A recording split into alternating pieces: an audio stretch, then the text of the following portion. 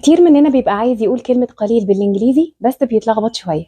تعالوا بينا النهاردة نتعلم مع بعض نقول قليل بالإنجليزي ونتعلم حاجات جديدة مع بعض. السلام عليكم، معاكم مسام الحكيم English Instructor. بعمل فيديو قصيرة لتعليم الإنجليزية.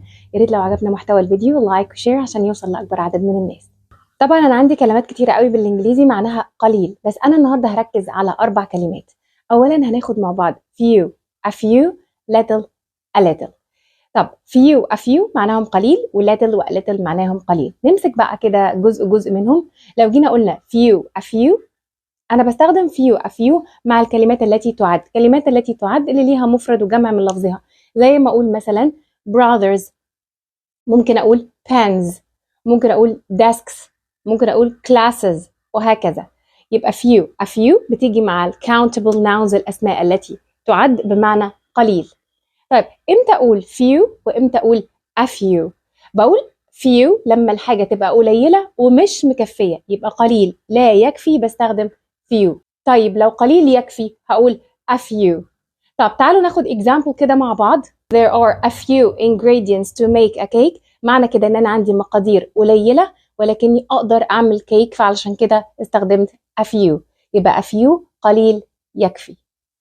لما اجي اقول there are few ingredients to make a cake، يعني يوجد مقادير قليلة لعمل كيك. ingredients يعني مقادير او مكونات اللي بنصنع منها الحاجة. طيب there are few ingredients، كلمة few هنا معناها قليل ولكن لا يكفي لعمل الكيك، يبقى few قليل لا يكفي لعمل الشيء.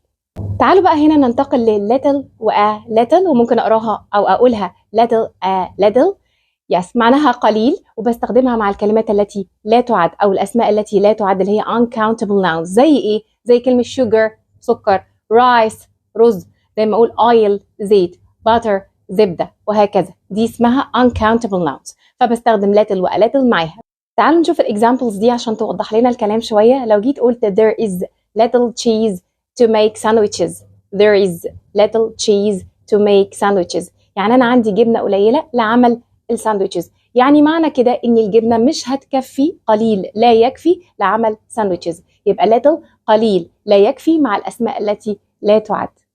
ناخد example تاني. لو جينا قلنا there is a little cheese to make sandwiches، معنى كده ان انا عندي جبنه قليله ولكنها هتكفي لعمل ساندويتشات. يبقى a little معناها قليل يكفي. تلخيصا بقى لكل القصة دي، few معناها قليل لا يكفي مع الأسماء التي تعد، هنزود لها الأي تبقى few معناها قليل يكفي مع الأسماء التي تعد. طيب هنيجي little معناها قليل لا يكفي مع الأسماء التي لا تعد.